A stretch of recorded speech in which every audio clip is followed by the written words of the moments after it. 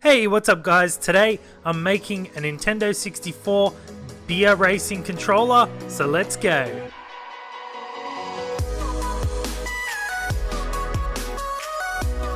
Alright, so the idea behind this project, when you like to play some beer racing games similar to Beerio Kart, which is the Mario Kart game, or what we are playing Starwars Pod Racer and we called Beer Racer, what you usually do is have one race and that usually contains 3 laps. Now at the start of that race, you start with one full beer, and by the end of it, you must finish going across the finish line with that beer empty. Now the trick is that you're not allowed to race and drink at the same time.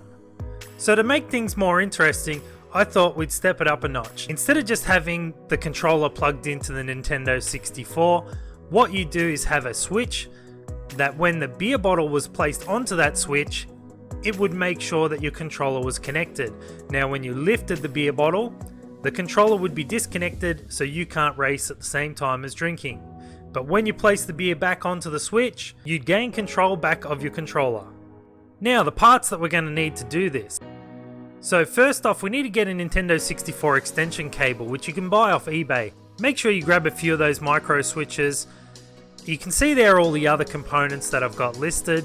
So once you've collected all your materials, next we move on to the wiring. So how I initially designed this project, I originally wanted to have some LEDs that actually lit up when you had the bottle placed on top of the switch, and when you lifted the bottle up, the LED would go red.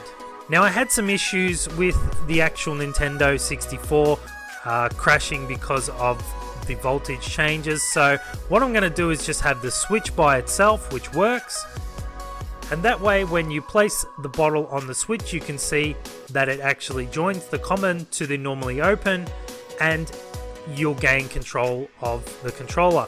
Now in future, if I want to add in some LEDs or future things, I'll have to add in something like a relay or some other controller that would power anything additional to that. So now let's move on to the box. So what I've created is this box, which the beer bottle will sit inside the holder and all of the electronics will be able to be stored inside the box. Now I've then exported that to a 3D print file, which I've printed up on my 3D printer. Now just be aware that there will be some tolerance issues with some printers if you're doing the same thing. So make sure that everything fits nice and snug before you actually wire everything up.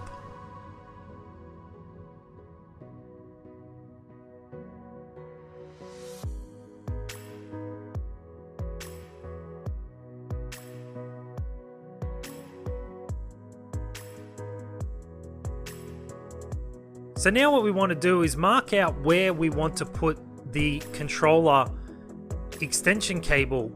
Now make sure that when you mark the spot out, that it's actually not going to be in the way of where the beer bottle sits. So usually that's off to the side on this model. Now we're just using some hot glue here. Now make sure you put enough on there to hold it in.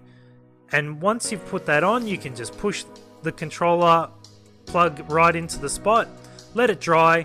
Now I'm going to fast forward through this section as I originally was drilling out the holes for the LEDs and wiring them up. Now because of the issues I was having with the voltages cutting off, I'm going to skip this part and fast forward all the way through and come back to it in another video if I decide to add in future additions.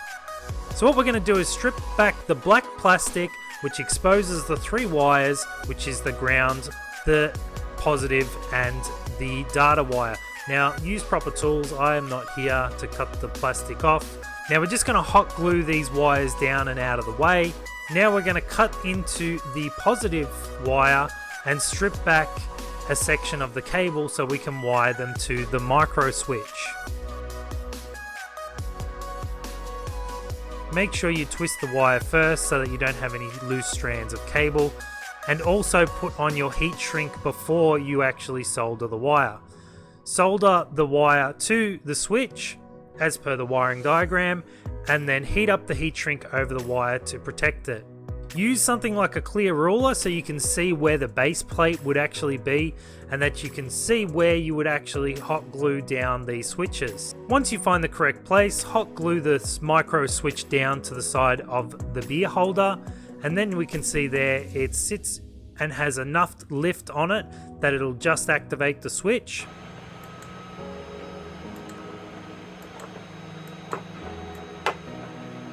Once I've done that, I'm going to melt in a bit of a hole for the rest of the wire to sit into. That way when the lid goes on, it's nice and flush. So placing the lid, you want to make sure that you line up the switches so that they don't hit on the little guides. We're going to heat up the holes where the corners are so we can screw the plate down onto the actual rest of the unit.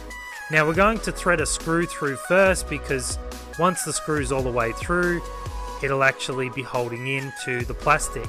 Now you can use some heat to actually countersunk the screw a bit further down, but that's up to yourself.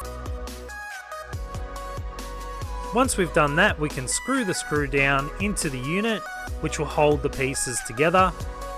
Now that I've done one edge, I can then use the soldering iron to pop in the last 3 holes. Now make sure to put your spring on the center of the actual beer holder.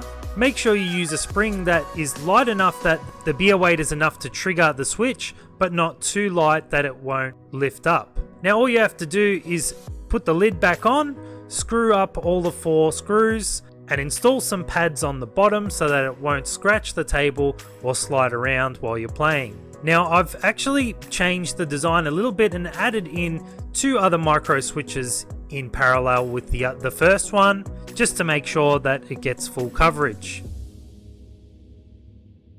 So all we have to do is plug it into the Nintendo 64, place a beer inside the holder, and then turn the Nintendo on. This project I put together so we could play a beer racing tournament for the Star Wars on our May the 4th party. The rules were pretty simple. We had a knockout race and we gave out medals, which you can see in one of my other videos how I printed those medals up.